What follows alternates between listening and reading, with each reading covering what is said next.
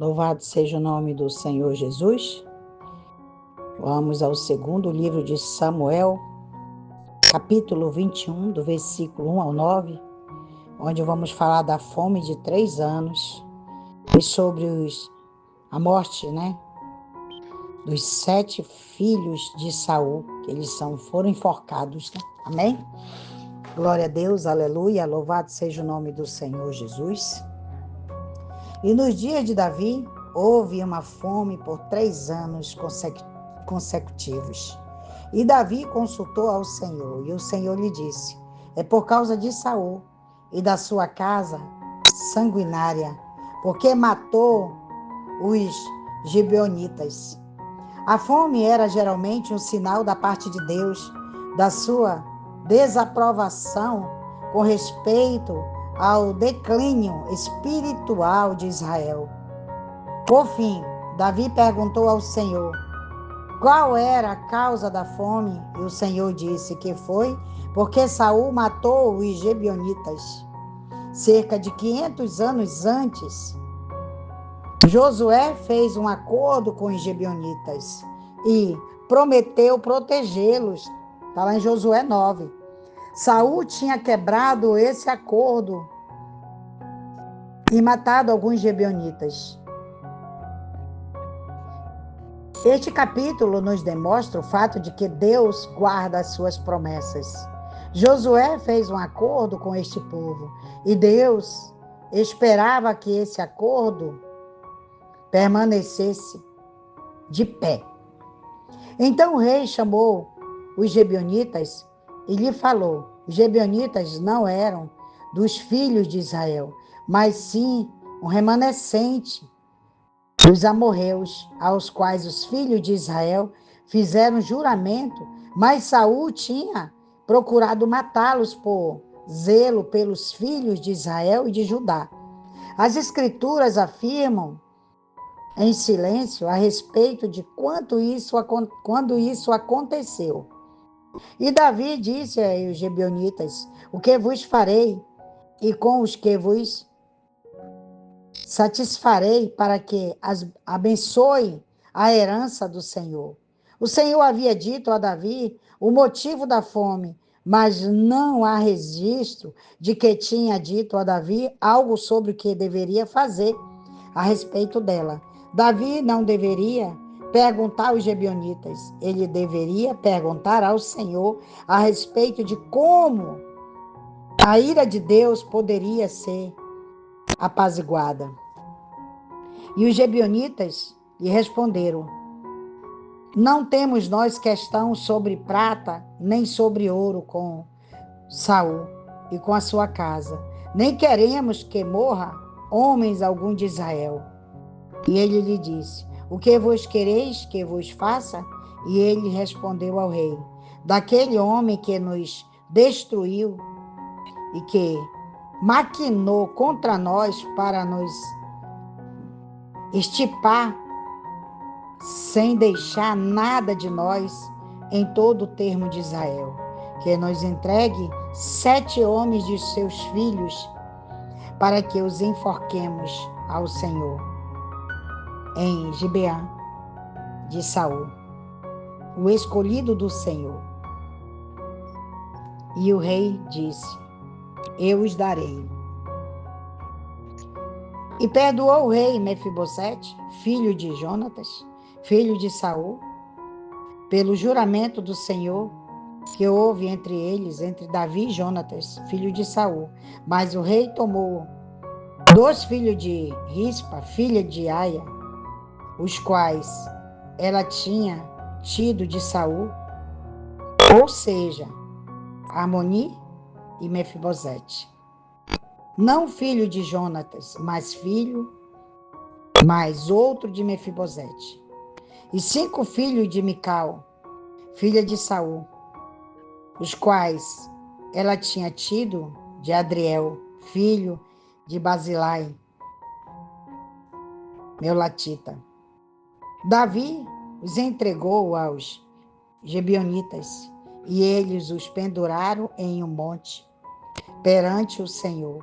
E os 7 morreram juntos mortos nos primeiros dias da ceifa, quando se começava a recolher a cevada.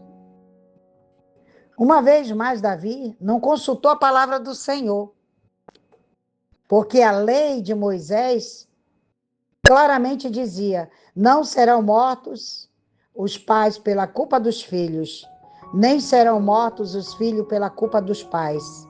Cada um morrerá pelo seu próprio pecado. Estará em Deuteronômio 24:16. Portanto, quando Davi tomou os parentes de Saul e os executou pelos pecados de Saul, agiu impiamente e não segundo as sagradas escrituras.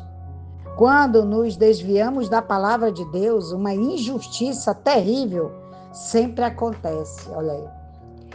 Quando você se desvia, você não perguntou, você não orou. Se você quer fazer algo, peça a permissão de Deus. Converse com o Senhor. O nosso Deus é um Deus vivo, um Deus que responde. Ele fala comigo. Se eu entrego alguma coisa para alguém, a coisa está errada, ele fala comigo, ele grita comigo, ele faz eu voltar lá. Para fazer o que ele quer, não o que eu quero, nem o que o povo quer. É dessa forma. Deus, quando você está na presença, como eu falei muito do Espírito Santo ontem, quando você pede que o Espírito Santo entre na tua vida e faça a verdadeira modificação da tua vida, a tua história muda. Porque qualquer problema que você tem, você vai para os pés do Senhor. Senhor, eu te entrego. E ai daquele, quando você entrega alguma coisa para Deus, Deus está no controle de tudo. Não adianta o homem tentar mudar, ou a mulher tentar mudar o que acha que é errado. Não adianta mudar. Vai para os pés do Senhor. Vai adorar o nosso Deus. Porque Deus, ele conhece a cada um de nós. Não vai cair um fio do teu cabelo nem do meu sem permissão dele. Se o inimigo te toca, é com permissão dele. Tudo é permitido por Deus. Mas quando ele diz até aqui, mas daqui para frente você não toca mais, Satanás não pode pedir mais nada pela tua vida. Não pode te tocar nem em ti, nem nos teus. Por quê? Porque está guardado por Deus. Estão guardados por Deus. Esse é o nosso Deus, é o Deus que dá vitória. É um Deus que tudo pode.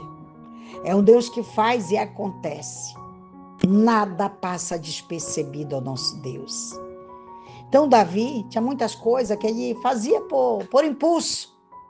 Achando como ele era rei, né? Não, vou fazer isso e pronto, acabou-se. Não é assim. Se você está de frente, se Deus te colocou de frente, digamos assim, de frente para uma igreja, se você é pastor, pastora de uma igreja, mas o que você quer fazer? Pergunte de Deus primeiro, porque senão Deus vai te quebrar todinha. Porque tem uma hora que Deus vai tocar. Tem uma hora que Deus não vai passar mais despercebido, não. Ah, é assim, pera lá. E Deus nos toca. Deus faz. Por quê? Porque você não teve comunhão com Ele, você não perguntou dele. Você fez o que você queria, por impulso. Muitas das vezes o inimigo toca, vai lá, faz. E cuidado, quando Deus não mandar você fazer uma coisa e você fizer, cuidado. Aqui como Davi. Davi, ele era rei, ele era autoridade. Mas ele não podia fazer o que ele queria. Ele tinha que consultar ao Senhor. Será que nós consultamos ao Senhor? Precisamos consultar ao Senhor. Se você acorda, agradeça. Tudo que você for fazer, pergunte do Senhor primeiro. Não faça do jeito que você quer por você, por impulso. Porque vai ter um momento que Deus vai te tocar e vai ser doloroso. Porque Deus faz isso. Deus, ele deixa, ele coloca você numa corda e deixa você ir até onde você quer ir. E depois ele te puxa. Nesse puxar, meu irmão, cuidado. Porque nesse puxar não sabemos onde vamos parar. E Davi, muitas coisas que ele fazia, ele não perguntava de Deus. Saul também não perguntou. Então, nossos erros é porque a gente não consulta a Deus. Consulte ao Espírito Santo se você está correto, se é desse jeito que ele quer. Peça que ele te mostre o caminho que você vai fazer, como você vai fazer. Se você está fazendo a obra de Deus, consulte a Deus primeiro, antes de tomar atitudes erradas, onde vai te trazer prejuízo, dor, porque é isso que acontece. Eu sou obediente a Deus, Deus fala comigo, e fala forte, e quando Ele quer, Ele me leva e me mostra algumas coisas em alguns lugares. Quantas enfermidades antes de vir para a Terra. Eu tenho um filho jornalista que eu disse, meu filho, eu fui deixar meu filho até a porta da igreja e disse, meu filho, vai morrer muita gente por falta de oxigênio, meu filho, nessa terra, e não vai demorar mais. Com menos de uma semana, meu filho me ligou desesperado. Mãe, tá faltando oxigênio, mãe. O povo tá morrendo. Eu te disse, meu filho, só agradeça a Deus por estar vivo. E agora eu digo, vai acontecer tanta coisa este ano. Aqueles que estão na presença de Deus verdadeiramente, eles verão. Mas aqueles que não estão obedecendo a Deus, não sei mais o que vai acontecer. Deus está chacoalhando a terra. Deus me mostrou muita coisa acontecendo. Não é porque os profetas estão falando, não. Antes dos profetas estarem falando, eu já estava avisando a igreja que é hora de se humilhar. Se todo o povo se humilhar, a nação brasileira se humilhar, pensa o que Deus vai fazer por essa terra. Porque Deus ama o Brasil. Deus é brasileiro, amém? Glória a Deus, que Deus te abençoe. Que Deus abençoe a todas as nações que estão passando tanta coisa aí, como o Brasil vai passar. Que Deus nos abençoe, nos guarde, nos guie nos dias difíceis que estão chegando. Amém? Em nome de Jesus. Até a próxima.